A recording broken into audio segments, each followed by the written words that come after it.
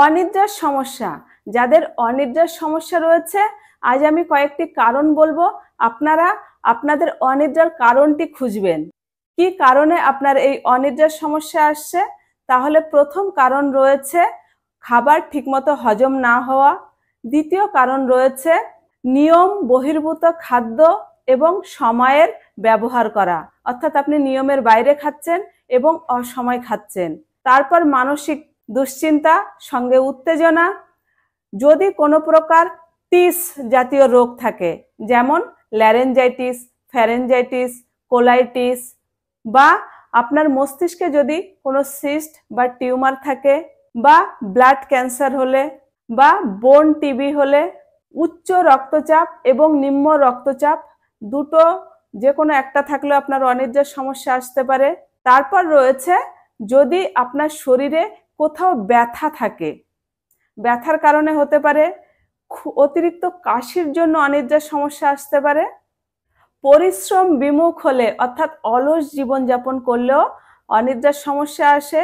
বিভিন্ন ধরনের নেশায় আসক্ত হওয়ার কারণে বা নেশা জাতীয় দ্রব্য না পাওয়ার কারণেও অনিদ্রার সমস্যা হতে পারে।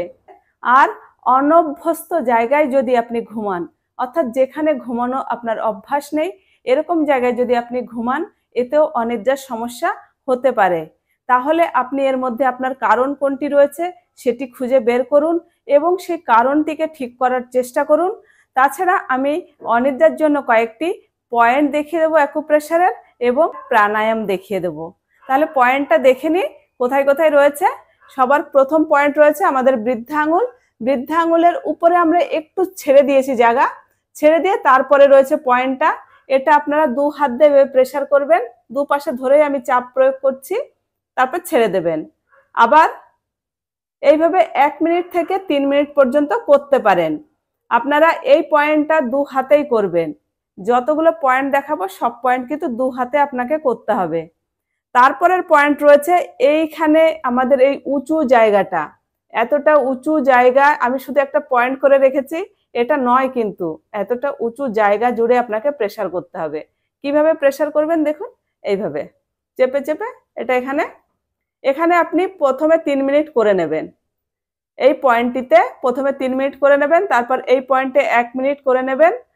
তারপর রয়েছে আমাদের এই কবজির যে দাগ রয়েছে, দাগের নিচেই রয়েছে, দেখুন কনিষ্ঠ আঙুলের দিকে রয়েছে, এই পয়েন্টও আপনি এভাবে প্রেসার করে ছেড়ে দেবেন। আবার প্রেসার করবেন, ছেড়ে দেবেন। 1 মিনিট এখানেও করে নেবেন।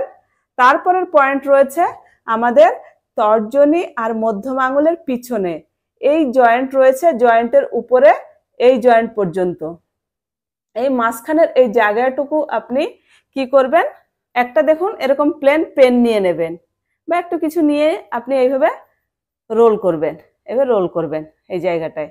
এখানেও 1-1.5 মিনিট মতো আপনি রোল করে নেবেন। এই সব পয়েন্টগুলি দু হাতেই রয়েছে, দু হাতেই প্রেসার করবেন। আর প্রয়োজন যদি মনে হয় আপনি 2 টাইম এই পয়েন্টগুলিতে প্রেসার করবেন, সকালে এবং রাত্রে। এবার একটা প্রাণায়াম দেখে দিই।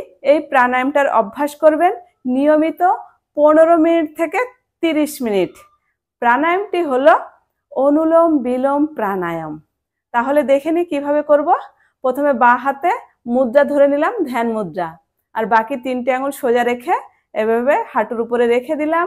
দিয়ে আমরা ডান দিকের নাক বন্ধ করে দিয়ে বাঁ দিক দিয়ে আস্তে আস্তে শ্বাস নিয়ে নেব।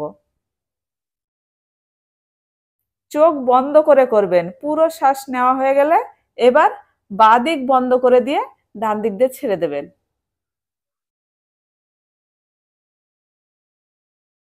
আবার ডান দিক দিয়ে নিয়ে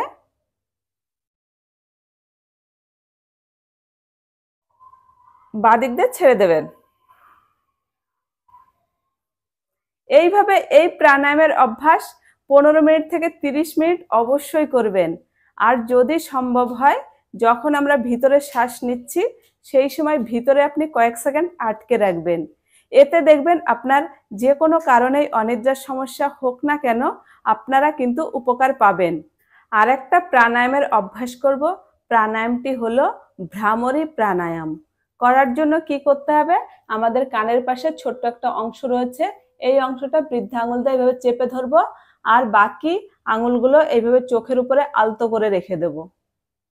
এইভাবে অনেকে অনেকভাবে আঙুল রাখে, কিন্তু আমরা এইভাবে নর্মালি রাখবো।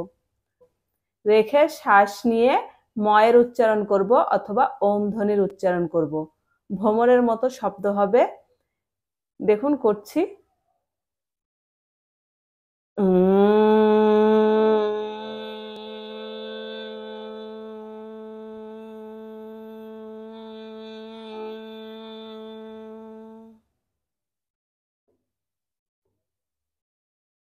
এইভাবে এই প্রাণায়ামের অভ্যাস আপনি 11 বার করে করবেন।